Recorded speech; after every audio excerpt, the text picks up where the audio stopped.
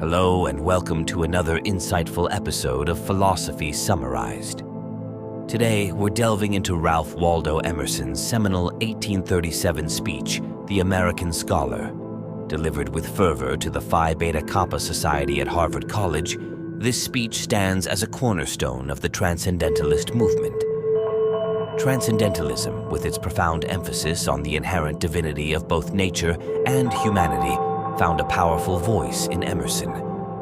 In The American Scholar, Emerson passionately advocates for American intellectual independence from European, particularly British, influences and calls upon scholars to immerse themselves in the vibrancy of life and the natural world.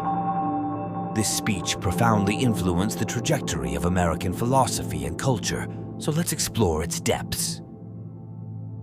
Emerson opens his speech with a compelling argument that American scholarship and literature have become excessively dependent on European, especially British, models. During that era, American scholars were predominantly engaged in studying and emulating the great European thinkers and writers. However, Emerson, with his forward-thinking vision, believed that the time had come for Americans to break free from the shackles of this old-world tradition and forge a distinctive national identity. Having secured political independence from Britain, America was now poised to claim its cultural and philosophical independence as well. A pivotal aspect of realizing this independence, Emerson contends, is the need to move beyond an over-reliance on books and second-hand knowledge.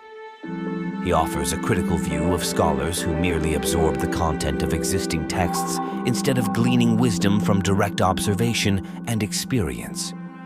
While he acknowledges the value of books, Emerson posits that true wisdom is birthed from an active engagement with life and nature.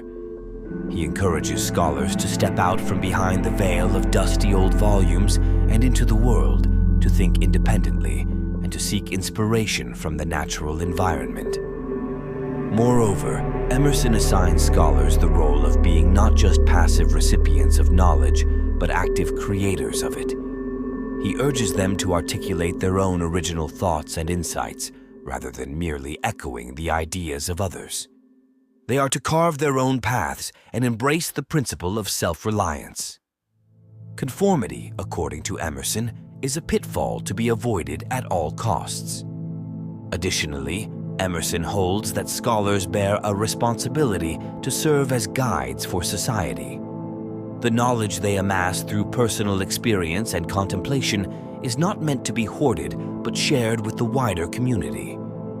Scholars are envisioned as agents of transformation, tasked with leading Americans toward an independent philosophical tradition.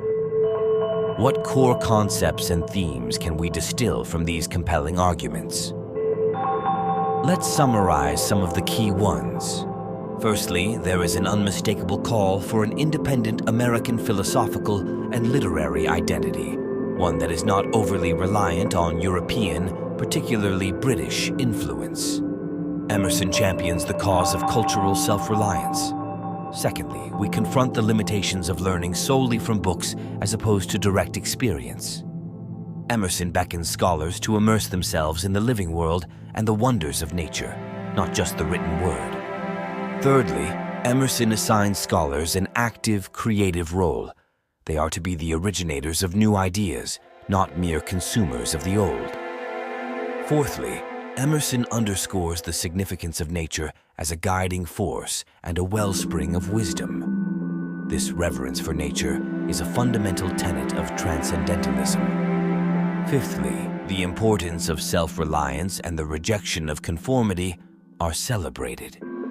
Emerson extols the virtues of the individual journey.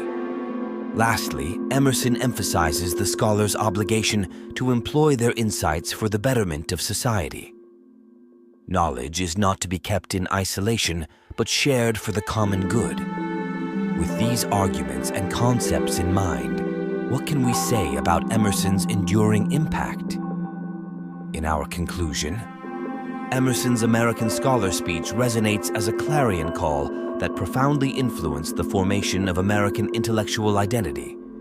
His impassioned plea for cultural self-reliance galvanized scholars to establish an independent philosophical tradition deeply rooted in the essence of their own nation. His emphasis on direct engagement with nature, the cultivation of independent thought, and the generation of new ideas propelled American intellectualism beyond the confines of traditional book learning.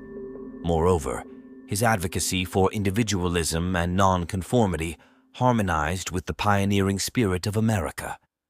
While not every American fully embraced the specific doctrines of transcendentalism, Emerson's influence in fostering greater originality and reducing the imitation of European models is undeniable. He inspired scholars to draw upon and disseminate insights from their personal experiences, rather than relying solely on established texts.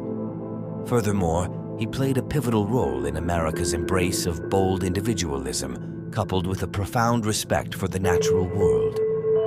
For these reasons and more, the American scholar stands as a landmark in the annals of American intellectual history.